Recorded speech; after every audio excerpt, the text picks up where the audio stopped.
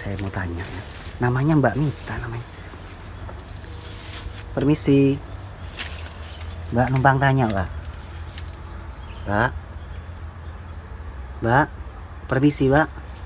Halo.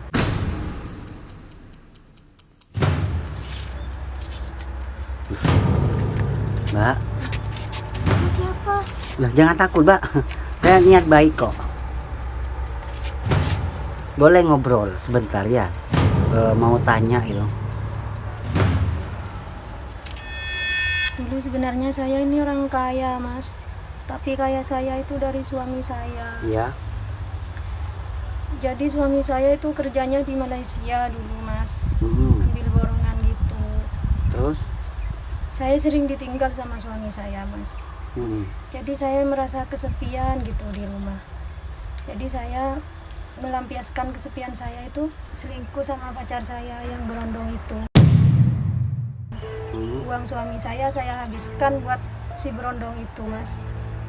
Pas saya ketemu, dapat 3 tahun saya ketemu, saya diusir sama suami saya. Setelah saya dicerai sama suami saya, ternyata pacar saya itu juga ninggalin saya, Mas, karena saya sudah gak punya uang, Mas. Akhirnya saya luntang-lantung dah tidur di sini. Saya benar-benar nyesel sudah ngianatin suami saya, Mas. Iya.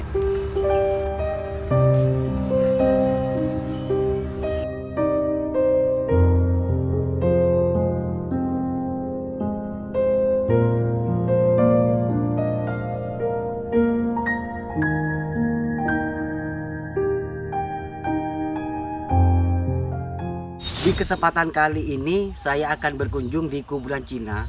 Jadi informasi dari warga, di kuburan Cina ini ada sosok seorang wanita yang diusir dengan suaminya. Nah, ceritanya gini katanya, guys. Jadi suaminya itu merantau ke luar negeri, ya, istrinya itu berpacaran sama berondong. Ya, akhirnya sama berondongnya ini dieblek enyes ya. Udah remah ya, dede udah remah.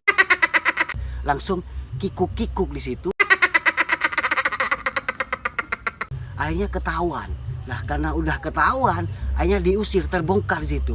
Jadi seperti apa keseruannya? Saya mau ke sana langsung ke kuburan Cina. Ya, seperti apa keseruannya? Pokoknya jangan kemana-mana. Tonton terus. Perhatian ya, sebelum menonton video ini, jangan lupa subscribe, like, comment, and share ke sosial media kalian. Nyalakan juga loncengnya. Kring, kring, kring, kring. Motor, thank you. Jadi lokasinya itu di sini katanya warga itu, sahabat. Jadi kuburan umum. Jadi katanya itu ada seorang perempuan yang tinggal di kuburan ini. Entah kenapa ceritanya saya kurang jelas. Ini kalau malam seperti apa ini, sahabat kan ya?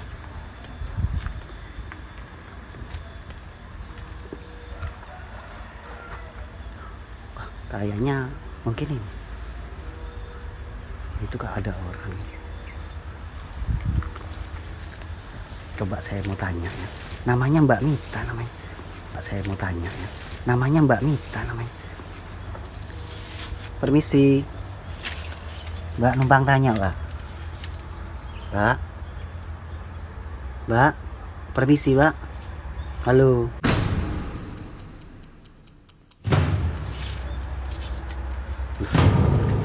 Mbak. Siapa? Lah, jangan takut, Mbak. Saya niat baik kok. Boleh ngobrol sebentar ya? Mau tanya itu. Boleh ngobrol sebentar ya? Mau tanya itu. Boleh ya, Mbak ya? Saya orang baik kok.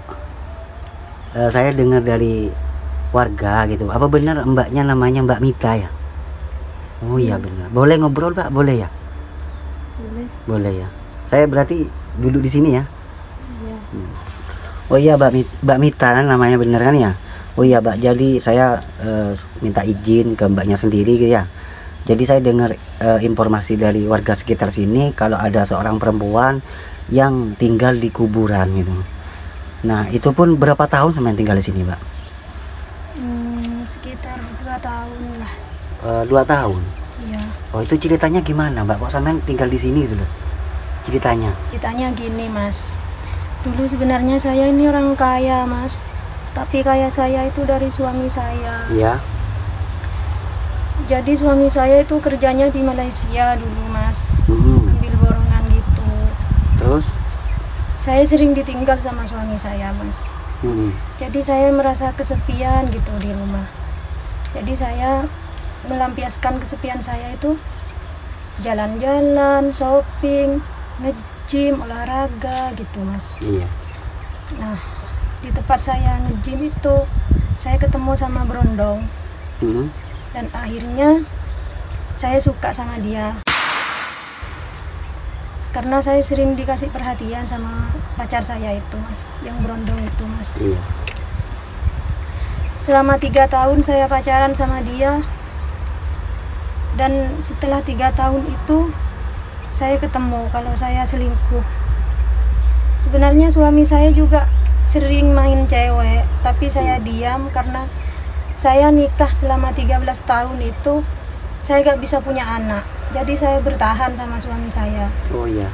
Cuma ya saya melampiaskan kesepian saya dengan senang-senang foya-foya gitu sama Brondong saya itu mas. Oh jadi mbaknya juga selingkuh juga? Selingkuh gitu? Iya bisa dibilang selingkuh sih mas. Karena saya kan kesepian di rumah, suami saya jarang pulang mas.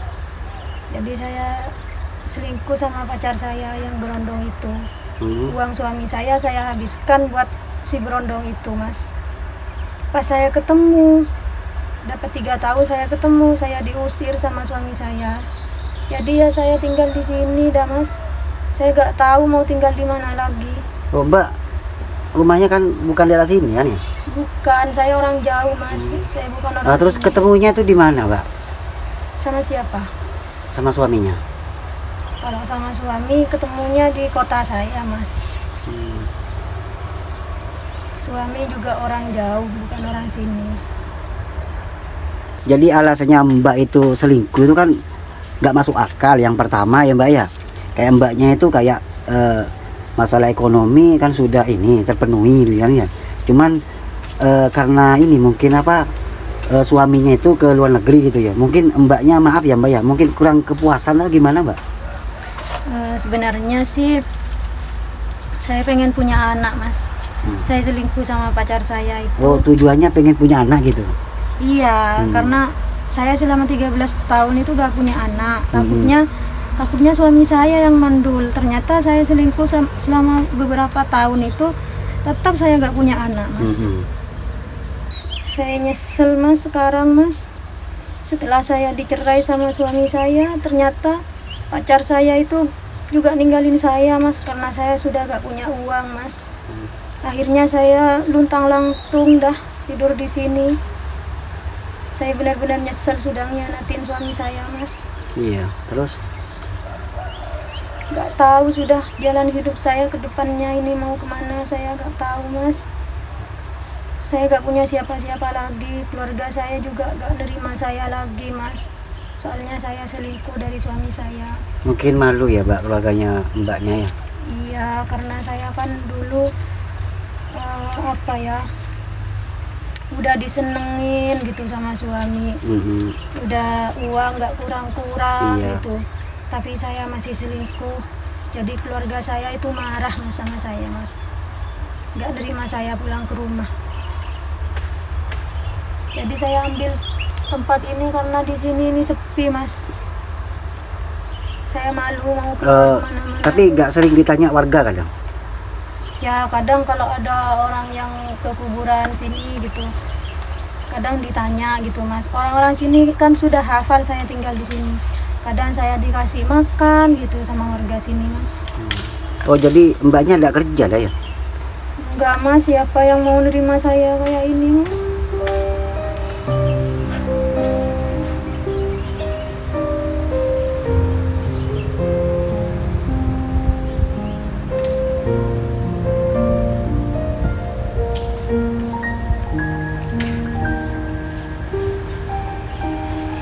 Yang sabar ya mbak ya.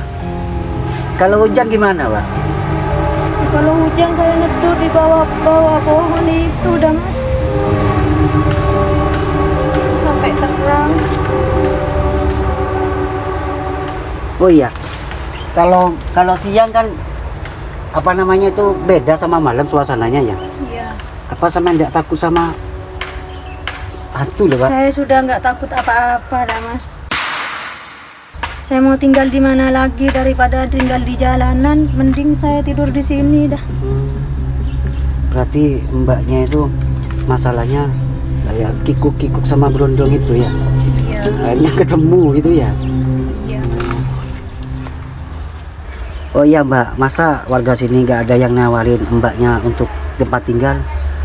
Ada sih Mas, banyak Mas yang nawarin Mas. Tapi saya malu Mas. Saya malu sama warga sini, soalnya warga sini baik-baik Mas. Tapi sering berkunjung ke sini, katanya dikasih makan mbaknya.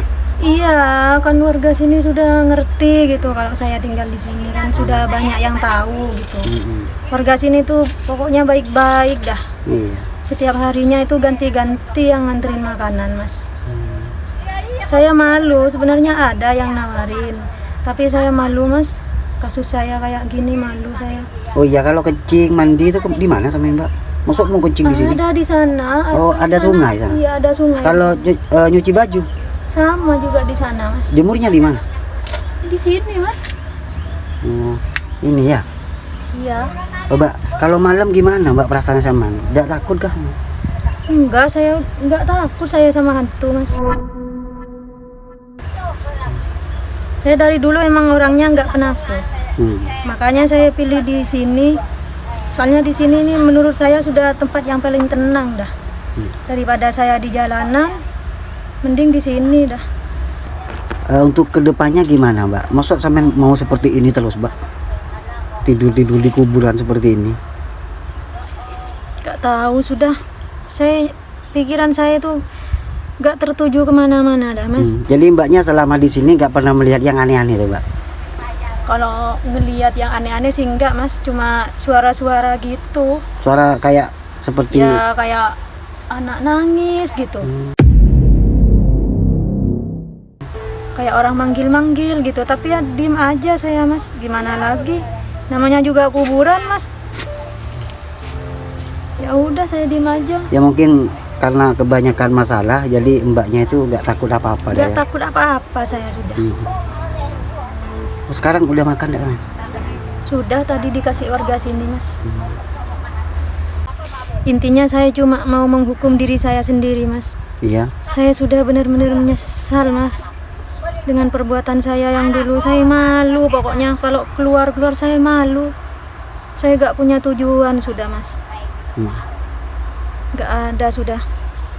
Gak ada tujuan kemana-mana, sudah saya di sini aja. Pertanyaan terakhir Mbak, apa bener mbaknya udah nggak mau pulang Mbak? Saya mau sih Mas pulang ke rumah, tapi keluarga saya yang nggak nerima. Soalnya kalau memang mbaknya ada keinginan untuk pulang, saya bantu. Ya siapa tahu nanti terbuka hatinya keluarganya mbaknya. Saya takut Mas, nyampe sana saya diusir lagi Mas. Tambah malu saya kalau pulang ke rumah. Iya. Jadi saya terima kasih yang banyak ya Mbak ya, sudah diizinkan untuk ngobrol sama Mbak Mita gitu ya. Maaf sudah mengganggu. Oh ya, jadi saya mohon maaf misalnya ada salah kata ya Mbak ya, dan juga untuk mengganggu Mbak saya minta maaf yang banyak ya. Iya Mas, gak apa-apa Mas. Oh ya, ini ada sedikit rezeki ya, mohon diterima ya Mbak, meskipun sedikit ya. Ya siapa tahu bermanfaat gitu ya.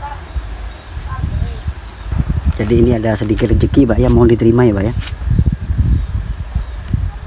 Makasih ya Mas. Semoga banyak gantinya. Iya amin. Dan mbaknya mudah-mudahan sehat ya Mbak ya. Ya, makasih Mas. Yang sabar gitu ya. Ya Mas.